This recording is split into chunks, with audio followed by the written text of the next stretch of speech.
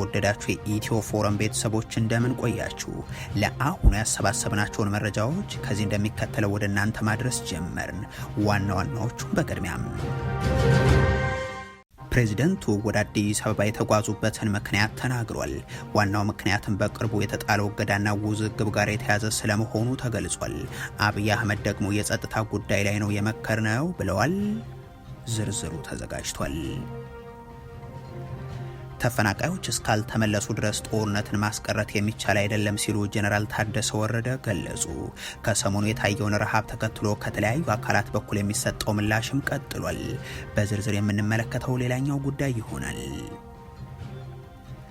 የብልጽግናው መንግስት ቁብተኞችን ማሰር ጀመረም።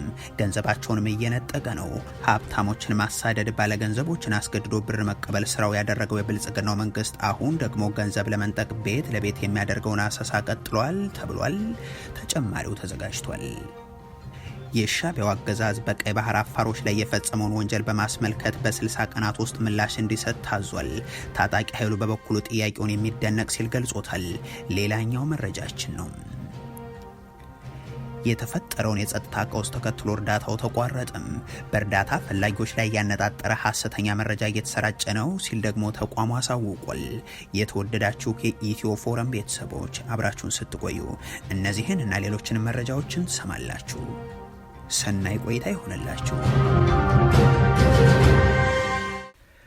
ፕሬዚደንቱ ወደ አዲስ አበባ የተጓዙበትን ምክንያት ተናግሯል። ዋናው ምክንያትም በቅርቡ የተጣለው እገዳና ውዝግብ ጋር የተያዘ ስለመሆኑ ተገልጿል። አብይ አህመድ ደግሞ በጸጥታ ጉዳይ ላይ ነው የመከርነው ብለዋል። የኬንያው ፕሬዚደንት ዊሊያም ሩቶ ወደ አዲስ አበባ ተጉዟል። በህዳሴው ግድብ ምርቃት ወቅት የዓለም መሪዎች ሁሉ ሲቀሩባቸው በመጨረሻም ጠርተዋቸው የክብር እንግዳ እንዳደረጓቸው የገለጿቸው ዊሊያም ሩቶን እንደ ባለውለታቸው የሚያዩአቸው ሲሆን በግብጽ ተጽዕኖ ውስጥ ሆነው ምርቃቱ ላይ የተገኙላቸው የሶማሊያው ፕሬዚደንት ሐሰን ሼህ መሐመድና ዊሊያም ሩቶንም በአንድ ሳምንት ጊዜ ውስጥ ከሰሞኑ ተቀብሏል። አብይ አህመድ በተለይም ከፕሬዚደንት ዊሊያም ሩቶ ጋር የነበረውን ውይይት በተመለከተም ስለ አፍሪካ ቀንድ ሰላምና መረጋጋት ነው፣ እንደዚሁም ስለ ጸጥታ ስራዎች ነው የመከርነው ይላሉ ጠቅላይ ሚኒስትሩ።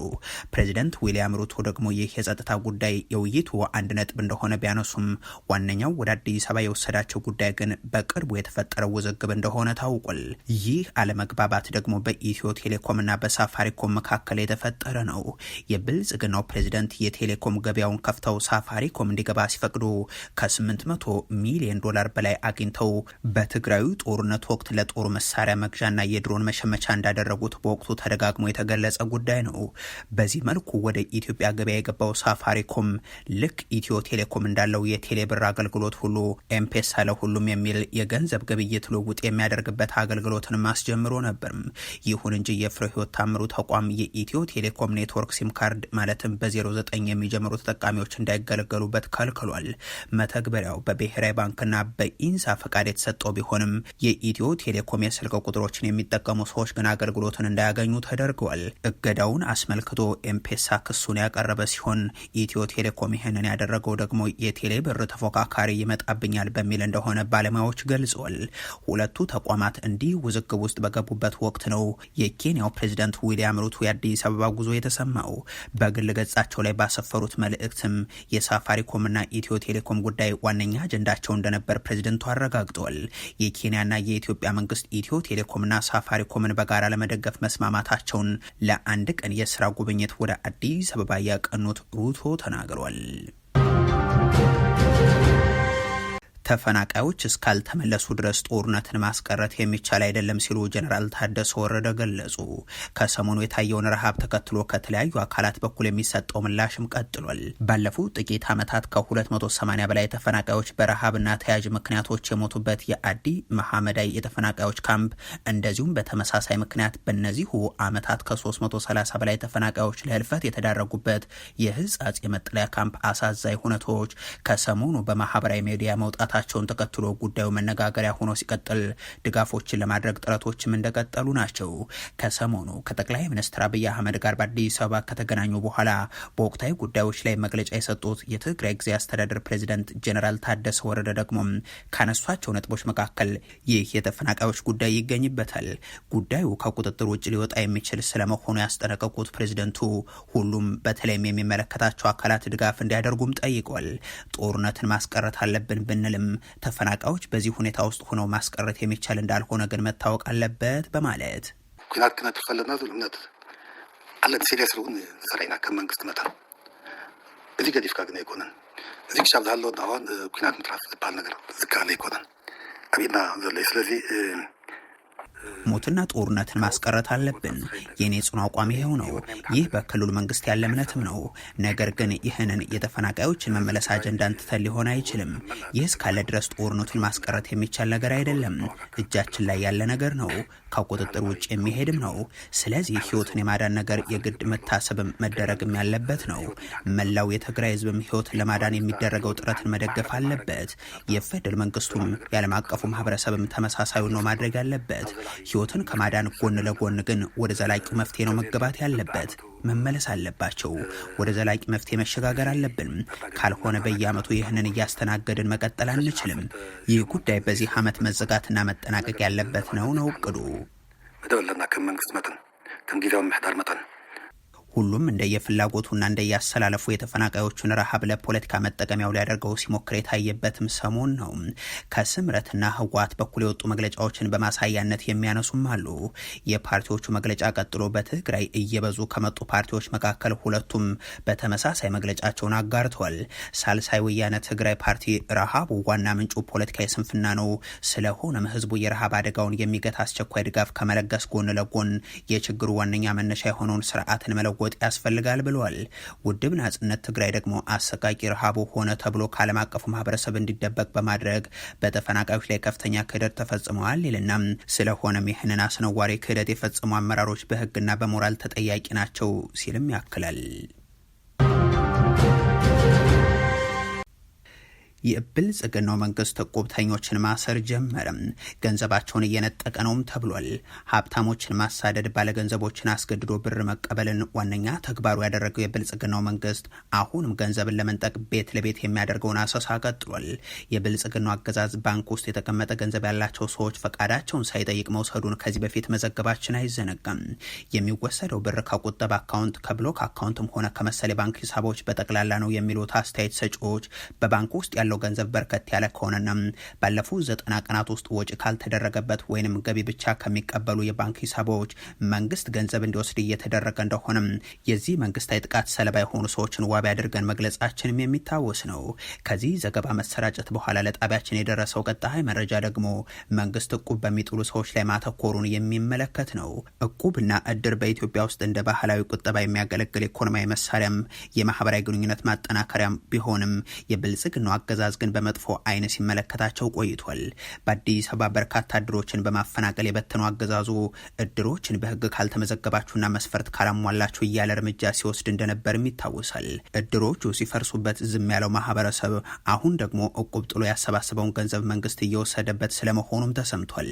በጉለሌና አዲስ ከተማም በአስኮና መርካቶ አካባቢ የሚሰሩ ነጋዴዎችና አስተያየታቸውን ለጣቢያችን የተናገሩ ሰዎች እንደሚሉት እቁብ በሚጣልበት ቀን ሲቪል የለበሱ የደህንነት ሰዎች በድንገት በመገኘት የስራ ቦታ እንደሚታሸግ፣ እቁብ የደረሰው ሰው ገንዘብ እንደሚወሰድም እኔ ምስክር ነኝ ይሉና ገጠመኛቸውን ያስረዳሉ። ባሳለፍነው እሁድ ብርጭቆ ፋብሪካ አካባቢ አንድ ቤት ውስጥ ሳምንታዊ እቁብ ለመጣል ተሰባስበናል። ሲቪል የለበሱ ሰዎች ማንም ሰው እንዳይንቀሳቀስ አሉና ከበቡን። ለምን እንደተሰባሰብንም ጠየቁን።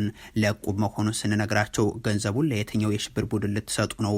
ጦር መሳሪያ ልትገዙበት ነው ገንዘብ እያሰባስባችሁ ያላችሁት ወይ ብለው የነበርንበትን ቤት አሸጉት። ለእቁብ የተዘጋጀውን ገንዘብ ወሰዱት ይላሉ። ይኸው ድርጊት በመርካቶ አካባቢ ማጋጠሙን የሚናገሩ ሌላ ነጋዴ ደግሞ ዘረፋው የሚከናወነው በግልጽ የፖሊስ ልብስ በለበሱ የጸጥታ ኃይሎች ጭምር ነው ይላሉ።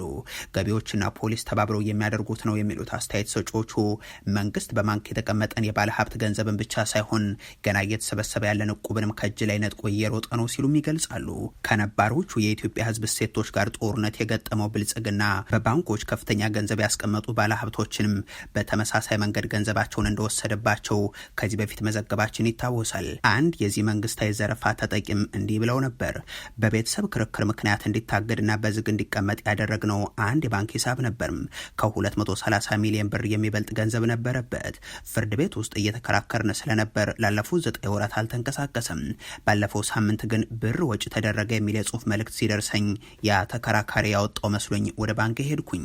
ስደርስ ልክ እንደኔ ተመሳሳይ ዝርፊያ የተፈጸመባቸው 3 ሰዎችን አገኘው። ከዛም የ25 በመቶ ወለድ ክፍያ እንዲሰጠን ብድር ለመንግስት አበድረናል የሚል የተዘጋጀ ፎርም ላይ ፊርማችንን አስቀመጥን። ገንዘባችን የሚመለስ ስለመሆኑ ግን ዋስትና የለንም በማለት የኤርትራው መንግስት በቀይ ባህር አፋሮች ላይ የተፈጸመውን ወንጀል በማስመልከት ምላሽ እንዲሰጥ ተጠየቅም። ታጣቂ ኃይሉ በበኩሉ ጥያቄውን የሚደነቅ ብሎታል። የአስመራው አገዛዝ በሀገሩ ህዝብ ላይ ብሔር ተኮርና ማንነትን የለየ ጥቃት ከሚፈጽምባቸው የህብረተሰብ ክፍሎች መካከል አፋሮች ይጠቀሳሉ። በቀይ ባህር አካባቢ በተለይም በአሰብ ወደብ አቅራቢያና በኢትዮጵያ ድንበር አጠገብ በሚገኙ የአፋር ህዝቦች ላይ የሚፈጸመው ማንነት ተኮር ጥቃት ህዝቡን ስልታዊ በሆነ መንገድ መግደል፣ ማስራብና መንቀል ነው በሚል በዓለም አቀፍ የመብት ድርጅቶች ሲገለጽም ቆይቷል። የአፍሪካ የሰብአዊና የህዝቦች መብት ኮሚሽንም ሰሞኑን የሻዕቢያው አገዛዝ በቀይ ባህር አፋር ተወላጆች ላይ ፈጽሞታል በተባለው የሰብአዊ መብት ጥሰት ዙሪያ ምላሽ እንዲሰጥ ትዕዛዝ ማስተላለፉ ተገልጿል። ይህንን በማስመልከት መግለጫ ያወጣው የቀይ ባህር አፋር ዲሞክራሲያዊ ድርጅት ኮሚሽኑ የቀረበለትን አቤቱታ በይፋ በመቀበል የኤርትራ መንግስት በኮሚሽኑ ደንብ መሰረት በ60 ቀናት ውስጥ ምላሽ እንዲሰጥ ማዘዙን ገልጿል። ክሱ የሚያጠነጥነው በደንካሌ አካባቢ በሚኖሩ የአፋር ተወላጆች ላይ ለአመታት ተፈጽሟል በተባለው የመብት ጥሰት ላይ ሲሆን ይህም የጅምላ መፈናቀልን፣ ስልታዊ ግድያዎችን፣ የግዳጅ መሰወርንና የአያት ቅድመ አያት መሬትን በኃይል መቀማትን ያካተተ መሆኑ ተገልጿል። የቀይ ባህር አፋር ዲሞክራሲያዊ ድርጅት የኮሚሽኑን ውሳኔ ታሪካዊና ለፍትህ የሚደረገው ትግል ወሳኝ ምዕራፍ ሲል አድንቆታል። ታጣቂ ኃይሉ በኢትዮጵያ ውስጥ የሚንቀሳቀስና የሻዕቢያውን አገዛዝ ለመታገል የተሰማራ እንደሆነ ሲናገር መቆየቱ ይታወሳል። የተፈጠረውን የጸጥታ ቀውስ ተከትሎ እርዳታው ተቋረጠም። በእርዳታ ፈላጊዎች ላይ ያነጣጠረ ሐሰተኛ መረጃ እየተሰራጨ ነው ሲልም ተቋሙ ገልጿል። በጋምቤላ ክልል የተፈጠረው ግጭት የሰዎችን ሕይወት ነጥቆም የነዋሪዎችንም ንብረት አውድሞ ብቻ አልቆመም። በተባበሩት መንግስታት እርዳታ የሚደረግላቸው በክልል ውስጥ የሚገኙ ስደተኞች ላይ ጭምር ተጽዕኖውን አሳድሯል። የተባበሩት መንግስታት የስደተኞች ተቋም በጋምቤላ ክልል የተከሰተውን የጸጥታ መደፍረስ ተከትሎ ለስደተኞች የሚያቀርበውን አገልግሎት ማቋረጡንም ይፋ አድርጓል። ድርጅቱ በክልሉ የተከሰተው ቀውስ የተነሳም ለስደተኞች የሚደርስና የውሃ አቅርቦትም ቆሟል ነው ያለው። በክልሉ የተቀሰቀሰውን አለመረጋጋት ተከትሎ በማህበራዊ ሚዲያ ስደተኞች ላይ ያተኮረ ሐሰተኛ መረጃ መሰራጨቱንና ይህም አሳሳቢ መሆኑንም አክሏል። ድርጅቱ ሁኔታው በፍጥነት ትኩረት ካልተሰጠው ውጥረቱን የሚያባብስ ሲልም ስጋቱን አስቀምጧል። ድርጅቱ ለተፈጠረው አለመረጋጋት ሰላማዊ መፍትሄ እንዲፈለግ ጥሪም አቅርቧል። ማንኛውም ሰው ስደተኞችና ስደተኛ ተቀባይ ማህበረሰብ ላይ ከሚሰነዘር የጥላቻ ንግግር ታቀብ ሲልም ጠይቋል። የተባበሩት መንግስታት የስደተኞች ድርጅት መረጃ እንደሚያመላክተው ከ483 ሺህ በላይ የደቡብ ሱዳን ስደተኞች ኢትዮጵያ ውስጥ ይኖራሉ። ወደ 450 ሺህ የሚጠጉ ከደቡብ ሱዳን ጦርነት ሸሽተው የመጡ ስደተኞች ደግሞ በጋምቤላ ውስጥ በሚገኙ የተለያዩ መጠለያ ጣቢያዎች ውስጥ ናቸው። መጠለያ ጣቢያዎቹ በርካታ ስደተኞችን የያዙ ቢሆንም በደቡብ ሱዳን ባለፈው ዓመት ዳግም ባገረሸው ግጭት በርካቶች ወደ ጋምቤላ እንዲሰደዱ ሆኗል። በጥቅምት ወር በደቡብ ሱዳን የሚገኘው የተባበሩት መንግስታት የሰብአዊ መብት ኮሚሽን በሀገሪቱ በታጣቂ ኃይሎች መካከል የተከሰቱ ግጭቶች፣ የፖለቲካ እስርና የሰብአዊ መብት ረገጣዎች ከቅርብ ወራት ወዲህ መጨመራቸውን ገልጿል። የጋምቤላ የከተማ ፖሊስ አዛዥ የነበሩት ዋና ኢንስፔክተር ኡሞድ ኡጁሎን መገደልን ተከትሎም ይሁን ከዛ አስቀድሞ በጋምቤላ ከተማ ውስጥና በአካባቢው ባሉ የተለያዩ ወረዳዎችና ቀበሌዎች የተቀሰቀሰ ግጭት ለበርካቶች ሞት ምክንያት ሲሆን እስካሁን ግምቱ ያልታወቀ ንብረት ውድመት ምክንያትም ሆኗል። ይህንን ተከትሎም የመከላከያ ሰራዊቱ ስምሪት እንዲሰጠው ሆኖም ልክ እንደ በርካታ የሀገሪቱ አካባቢዎች ሁሉ በኮማንድ ፖስት የሚገዛ ሆኗል። የተወደዳችሁ የኢትዮ ፎረም ቤተሰቦች ለአሁን ያሰባሰብናቸው መረጃዎች ይህንን ይመስሉ ነበር። አበቃን። ቸር ያሰማን።